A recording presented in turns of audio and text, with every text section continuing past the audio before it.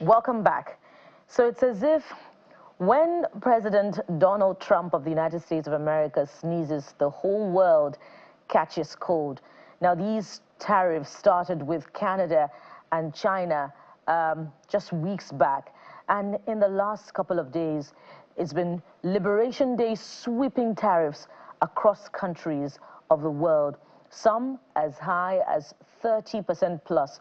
And of course, Africa has also been affected, and Nigeria is, and that makes Nigeria got its fair share of 14% tariffs on all goods exported to the United States of America. Let's have this conversation and find out what the implications of these increase in tariffs on Nigerian exports to the USA would be. And joining us on this particular segment is Professor of Economics from the University of Ibadan, Mr. Olawale Ogunkola, who joins us virtually from Ibadan, the Oyo State capital. Good morning, and thank you so much for joining us on the program this beautiful Friday morning. Good morning to you all. Good morning, Nigerians. Thank you, sir. So I'd like to start this way. Before we begin to look at the implications, isn't it unsettling for you, Prof, that in the last couple of days since the announcement, unless I have missed it, there hasn't been an official reaction from the Nigerian government, either the Federal Ministry of Trade, Industry and Investment, or the Federal Ministry of Finance, as to this tariff as it affects Nigeria? Yeah, thank you very much. I think that's the wisest thing to do. The fact that you have a sweeping rule and there is a document backing it up, there is need to actually study what is in it and be sure of whatever you are saying. This is about 48 hours old document, and it has a lot in it. So I think the government is taking time to study it. But be that as it may, there is need for government to come up quickly with a kind of analysis in terms of the impact and the kind of strategies they want to use. Well, that's a fine way to put it. But we've heard from the European Union Commission President, Ms. Ursula von der Leyen, and she's been talking, tough about how Europe will respond. And it hasn't particularly taken the European Union Commission 48 hours or more to respond to this. This is critical. And the number is clear, really, 14%. But that's a good way to put it. But according to data, Nigeria currently imposes a 27% tariff on U.S. goods. So it would seem like it's an uneven trade tariff imposition from both sides of the divide, favoring more Nigeria in spite of the increase to 14%. What are your thoughts on this, or what really is the implication, considering the fact that the U.S. is more of an economic giant, in fact, the biggest democracy in the world and the policeman on the world? So what are your thoughts on these numbers? We need to be careful, especially with your statement that Nigeria imposes 27% tariff on U.S. goods. That is not correct. And in fact, if we go into the analysis of the way U.S. calculated what they call reciprocal tariff, it's totally wrong. The basis used by U.S. is not what is known in economics textbook. It's not what is known in trade policy.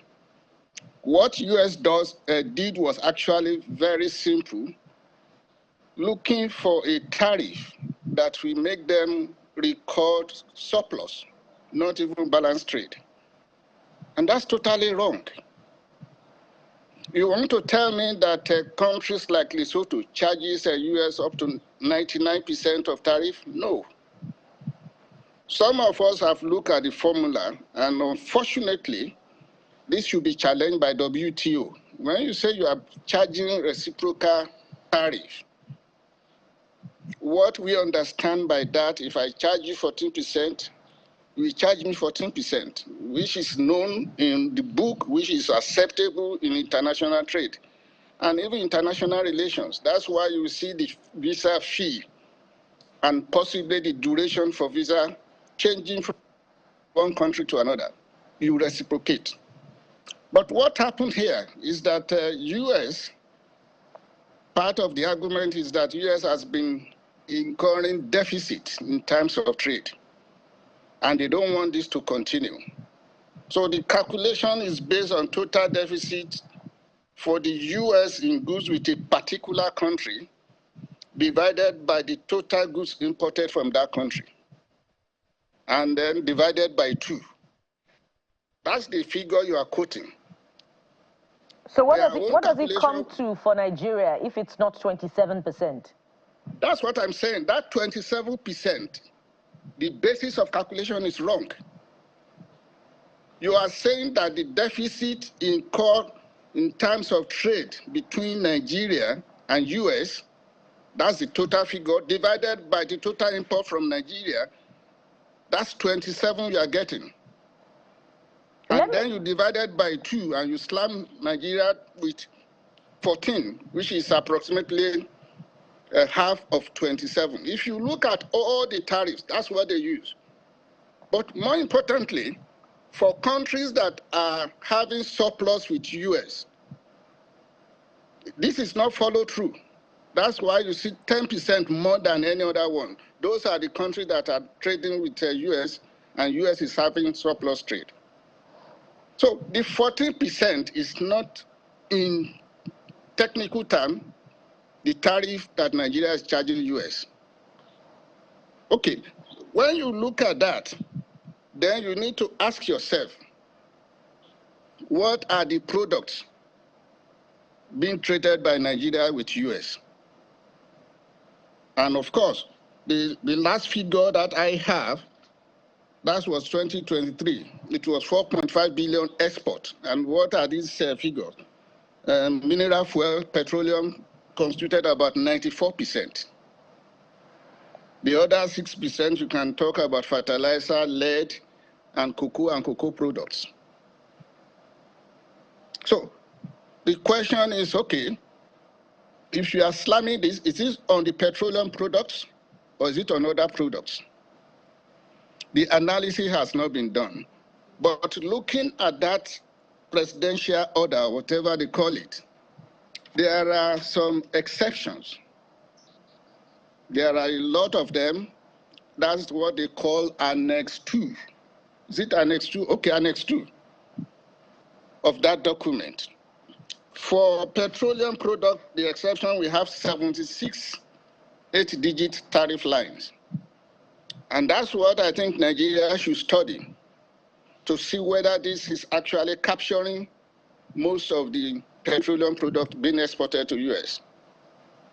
Until you get such a figure, just like you said, US is big enough, nobody will want to forgo that market. But you need to do your calculation. EU can talk. And you will discover that for EU, it's just a minimum of 10%.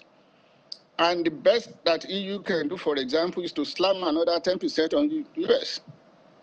So, to me, we should not rush into conclusion.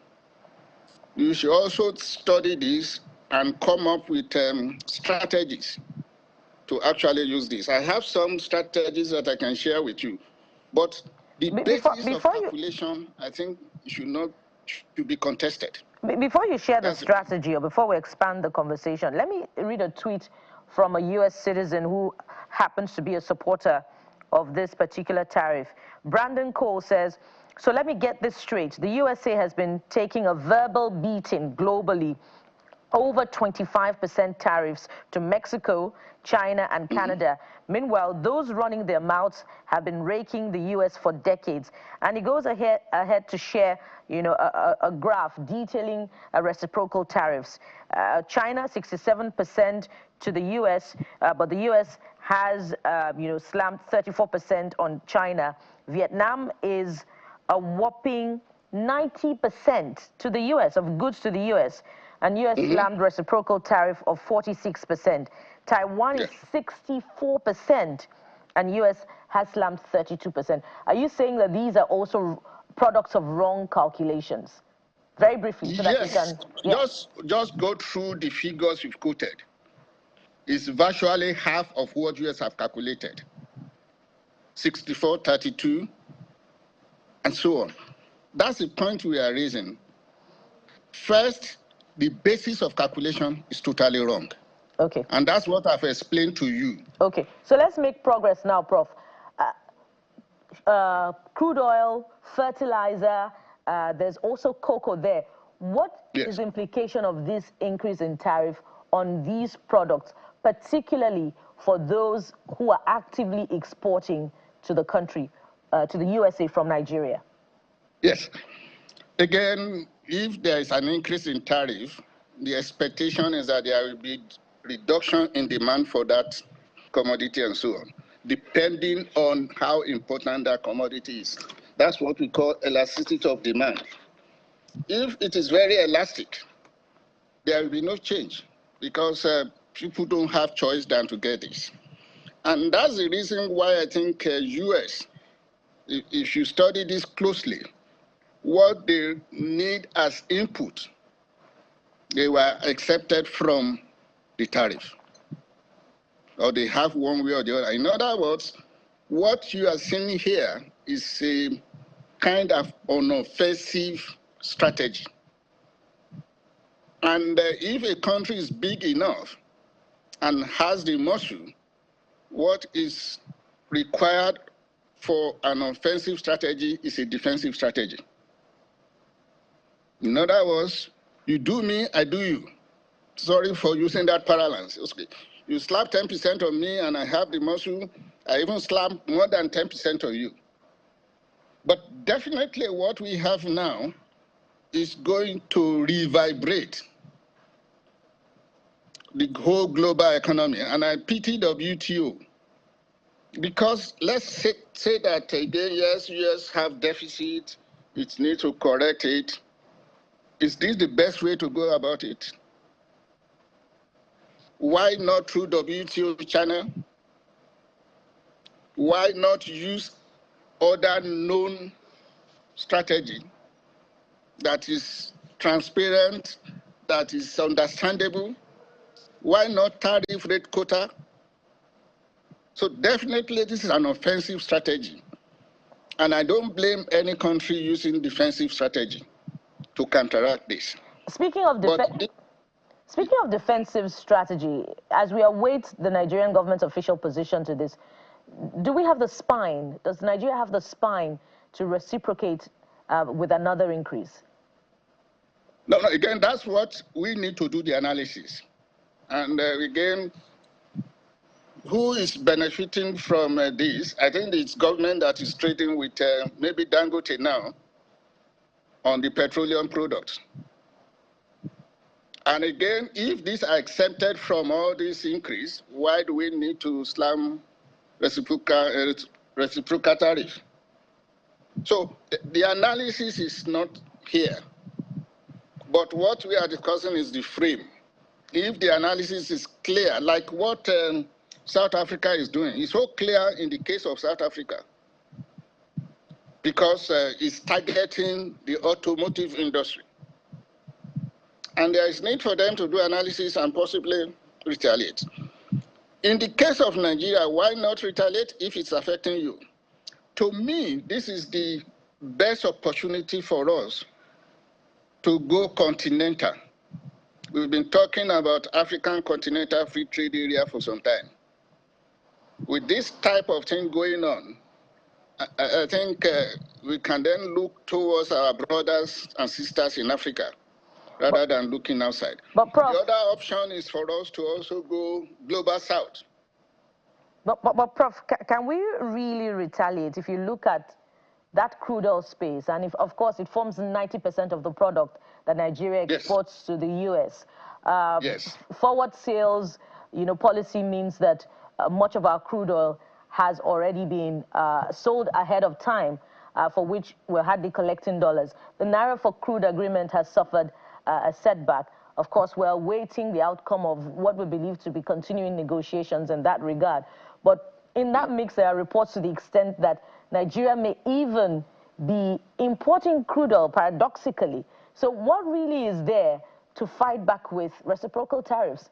There's very little that is left if we'll calculate, and we wish we had more data from the NNPCL, but there's very, very little left to calculate in terms of, you know, the crude oil measure that is being exported. Again, the political economy of the equation is what you are discussing, which as much as possible I will want to run away from. My own assumption is that in terms of forward sales of crude oil and so on, those are the things that government will need to manage. We can't continue this. But be that as it may, we still have some production going on. We still have some margins that we are trading on. Remember, the item that I mentioned include gas and so on. But again, even if you can't go to US, there are alternative markets like EU and so on, which you can be able to sell this, and there are no retaliatory tariff yet. So the point is managing our oil is a different issue entirely. But given what you have here, in terms of the tariff, in terms of the executive order, there is a need for a kind of a rapid appraisal in terms of, okay, what is in this for us? Yes, 94%, you cannot ignore that. But when you look at the total export of Nigeria and you look at the direction, again, I think this is the time for us to also look into different markets. And they are all waiting for us. But just like I said, African market, if we're able to get ourselves together, is also big enough for us to play there. Now, I understand your reluctance, you know, to go into deep analysis of, you know, the crude oil measure of availability and what is going to the U.S., in fact, without accurate data from our own oil corporation.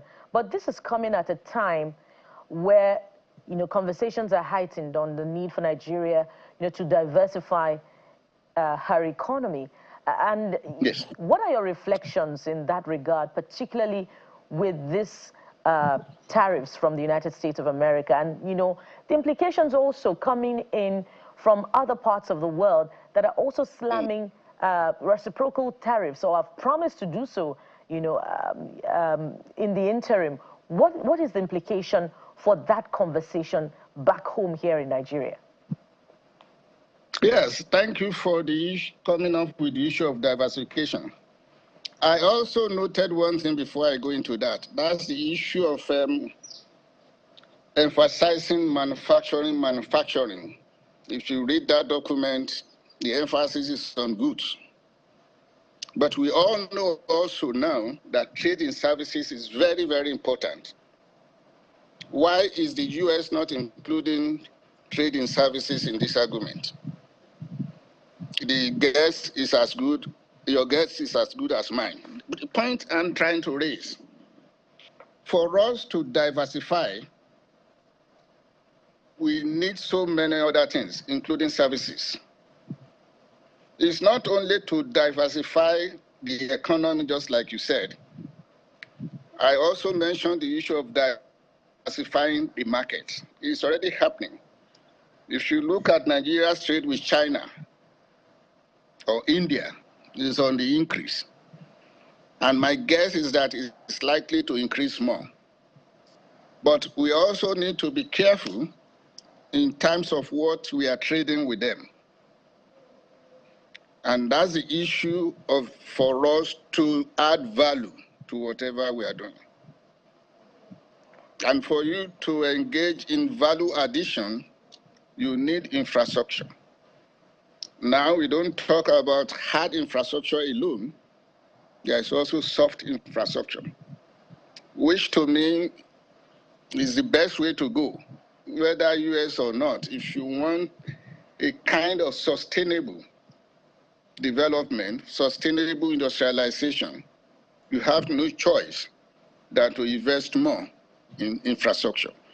And infrastructure has one element that is common to all of them. They are public goods, which implies that once you create them, they are available for others to use. But if you don't have such things, all these things will just be temporary, and we'll be shortchanging ourselves in terms of trading raw materials rather than value addition. So there is no issue about diversification. We just need to invest in it and have strategies to ensure that all our products, we add values to them and trade, first of all, with our neighbors and possibly before we go to global south. But definitely, we need to diversify not only the products, but also the market. And you know that phrase, economic diversification, I'm sure is as old as when I was in school. When it will become a reality, we really do not know. But we must anchor at this point, and thank you very much, sir, for your time and insights on the program. We've been talking with Professor Olawale Ogunkola, Professor of Economics from the University of Ibadan, who joined us virtually from Ibadan, the Oyo State capital. Thank you so much, sir, for your time. Thank you very much. And from here, we check on another important subject matter. We're checking on you. Why do you act the way you do? I'm sure you read that book at some point in time in your life. So stay with us and get some insights and profit from this next conversation. We'll be right back.